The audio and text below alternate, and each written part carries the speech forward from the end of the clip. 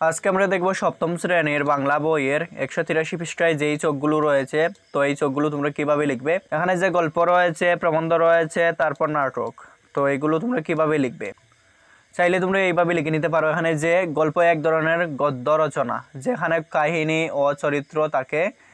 গল্প আয়তনে সাধারণত ছোট হয়ে থাকে, তবে বড় আয়তনের গল্পকে বলা হয় উপন্যাস। যিনি গল্প লেখেন তিনি গল্পকার, আর যিনি উপন্যাস লেখেন তিনি ঔপন্যাসিক। গল্পকার ও ঔপন্যাসিককে কথা সাহিত্যক বলা হয়। গল্পের কাহিনী সাধারণত ঘটনার চেয়ে একটু ভিন্ন হয়। এই কাহিনীর বাস্তব জীবনের ঘটনা হতে পারে, আবার কল্পিতও হতে পারে। এদিক বিচারে গল্প দুই ধরনের: বাস্তবের সাথে মিল আছে এমন গল্প এবং কাল্পনিক বিষয় নিয়ে রচিত গল্প।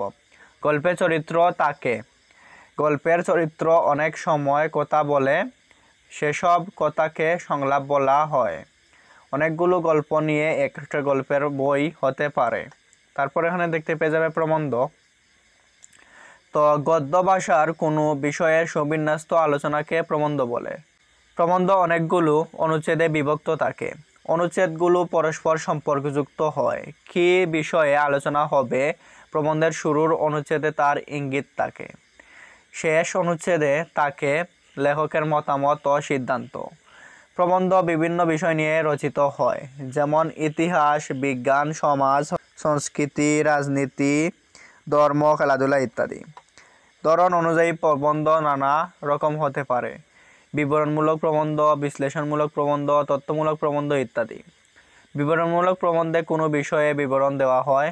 বিশ্লেষণমূলক প্রবন্ধে উৎপাত্ত ও তথ্যর বিশ্লেষণ করা হয়, আর তথ্যমূলক প্রবন্ধে মূলত তথ্য তুলে ধরা হয়। তারপর যিনি প্রবন্ধ রচনা করেন তাকে বলা হয় প্রাবন্ধিক বা প্রবন্ধকার।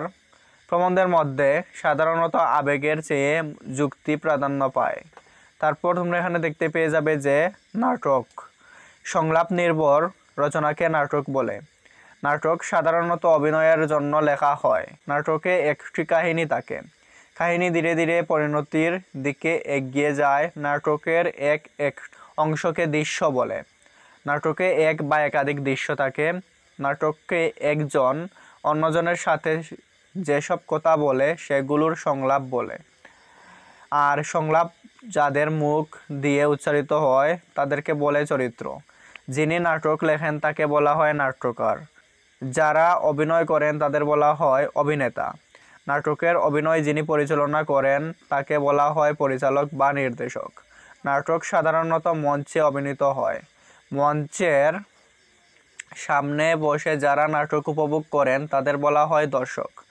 টেলিভিশন ও অন্যান্য দৃশ্য মাধ্যমে আজকাল নানা ধরনের নাটক অভিনীত হয়।